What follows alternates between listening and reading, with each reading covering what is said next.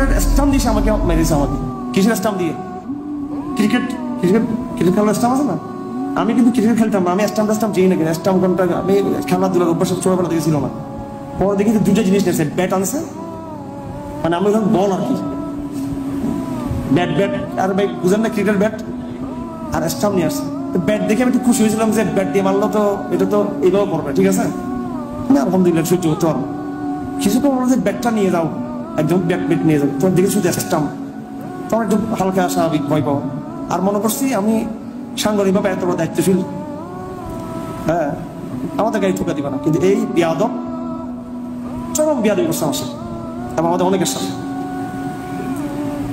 তো আমি এখন একটু প্রতিশোধ দিতে চাই, তাকে হ্যাঁ দেন কি করেন।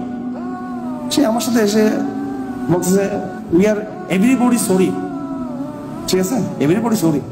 সে স্পষ্ট দেখছে আমার এখন কোরআন শরীফ আছে, কোরআন শরীফ ছিল, আর নির্যাতনের সময় কোরআন শরীফটা ছোট্ট কোরআন শরীফটা নিয়ে গেল ওদের একজন, নিয়ে ওরা ওই যে আলমারি ছিল আলমারি রেখে দিল কোরআন শরীফ।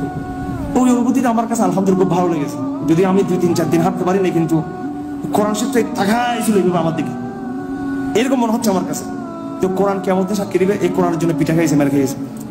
তাও শেষ হয় নাই, এখানে কোর্টে এসে এই ম্যাজিস্ট্রেট কোর্টে যখন আসছি, এক ভদ্র মহিলা, ঠিক আছে, উনি বলছে আপনি 164 করেন, মানে সব দোষ জোনায়েদ বাবুনগরীর, সব দোষ এই হুজুরদের, আমি এবং সব দোষ আমার, আমি এখান থেকে বুঝকে মেরেছি, মানে আমার কারণে ব্রাহ্মণের ঘটনা, আমার কারণে হাটাদের ঘটনা, আমি সব কিছু করছি। এটা লেখেন, আমি লিখতাম সেটা 164। তখন আমি বললাম যে ম্যাডাম আমার যে বুকে কোরআন শরীফ, আমি এতগুলো মিথ্যা কথা কেন বলবো? তো বলতেছে আপনি না বললে আপনাকে আবার রিমান্ডে পাঠাবো। একজন বিচারকের কথা কি এরকম হতে পারে? হ্যাঁ, আবার আপনাকে কি রিমান্ডে পাঠাবো? তো ওরা ওদের মধ্যে লিখছে, আমার জিজ্ঞাসা করতেছে না, লিখতেছে। তো পুরো জুলুমের হালতে কোরআন আমার সাক্ষী ছিল। কি ছিল? কোরআন আমার সাক্ষী ছিল। এই জুলুমের হালতে কোরআন কি সাপ হয়ে ওদেরকে গ্রাস করতে পারতো কিনা? পারতো কিনা? আমাকে যখন মারতেছিল, জুলুম করতেছিল, 164 নিচ্ছিল, সর্বক্ষণ আমার সাথে কি ছিল? কোরআন ছিল। কোরআনটা একটা পর্যায়ে ওরা কেড়ে নিল, নিয়ে আলমারিতে রেখে দিল। এবং হাঁটা দিতে নাই, 3-4 দিন পর কোরআনটা আমাকে কি করছে ওরা দিয়েছে, আমাকে বহুত কষ্ট করে দিয়েছে কোরআন শরীফটা। ওই সময় কোরআন শরীফটা একটা বিষাক্ত সাপ হয়ে, বিষাক্ত সিংহ হয়ে ওদেরকে কামড় দিতে পারতো না, পারতো কিনা? তো এইরকম কিছু করছে নাকি? কেন করে নাই? দুটা কারণ হইতে পারে। হারুন সাহেব একটা ফালতু ফাসেক মানুষ, এই জন্য। হারুন সাহেব খুব ভালো মানুষ, খুব আধ্যাত্মিক, কিন্তু কোরআন শরীফটা নাউজুবিল্লাহ, এটা নাউজুবিল্লাহ, কোরআনের মধ্যে শক্তি নাই, এরকম নাকি? এখন বলেন সেরকম কোনো ঘটনা ঘটে নাই কেন? আর কারোর সাথে ঘটতেছেন এরকম কোনো ঘটনা না? আপনারাও গেলে এরকম মনে করি না সূরা আপনাকে ঘেরাও করলে সূরা ফাতিহা পড়ে ফুল দিবেন আর সব হয়ে যাবে, এরকম নাও হতে পারে, নাও হতে পারে। কি জবাব দিবেন এগুলোর? কোনো জবাব আছে এগুলো? নাকি নাস্তিক হয়ে যাবেন? কি করবেন এখন? জবাব আল্লাহ পাক কারাগারে অন্তরে দিয়েছে, আলহামদুলিল্লাহ ঢেলে দিয়েছে। কোরআন তোমাকে সাময়িক কোন সাময়িক কারিশমা কোরআন তোমাকে দিবে না।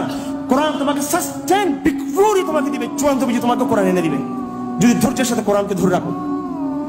যদি কি করো?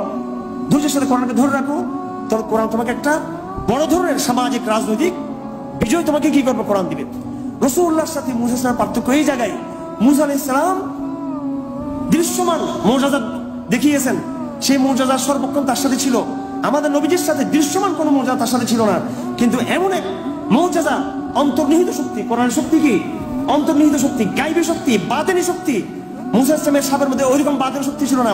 মুসা ইসলামের ধর্ম কয়েকশো বছর মাথায় ধ্বংস হয়ে গেছে, শেষ। আর কোনে এই তৌরিদ বিকৃত হয়ে গেছে, পৃথিবীতে কোথাও আপনি খুঁজে পাবেন না। বিশুদ্ধবাদী ইহুদিরা তাদের ধর্ম চর্চা করতেছে, ইহুদিরা পথভ্রষ্ট হয়েছেন, ইহুদিরা অভিশপ্ত হয়েছে। গায়রুল মাগদুব, আল্লাহ বলেছেন গায়রুল মাগদুব আলাইহিম, সেটা কোরআন সূরা ফাতিহাতে বারবার বলা হয় আমাদেরকে বলার জন্য। তারা মাগদুব আলাইহিম হয়েছে, এই মিশন সাস্টেন করে নাই। কিন্তু আজ পর্যন্ত ১,৫০০ বছর পরও আমাদের নবীজির পুরো মিশন কিন্তু বহাল বদস্তুর হয়ে গেছে, আলহামদুলিল্লাহ। কোনটাকে মুআজিজা বলবেন? বড় মুআজিজা সাপের মুআজিজা, যে সাপের মুআজিজা ফেরাউনকে ধ্বংস করে দিয়েছে, সেই সেই সাপের মুআজিজাকে বড় মুআজিজা বলবেন? কিন্তু সেই সাপের মুআজিজা ইহুদি ধর্মকে ১০০০ বছর পর্যন্ত টিকিয়ে রাখতে পারেনি। কোনটাকে বড় মুআজিজা বলবেন? নাকি আল কোরআনকে বলবেন মুআজিজা, যে মুআজিজা ১,৫০০ বছর পরও ইসলামকে বদস্তুর, ইসলামকে সাস্টেন রেখেছে। ইসলাম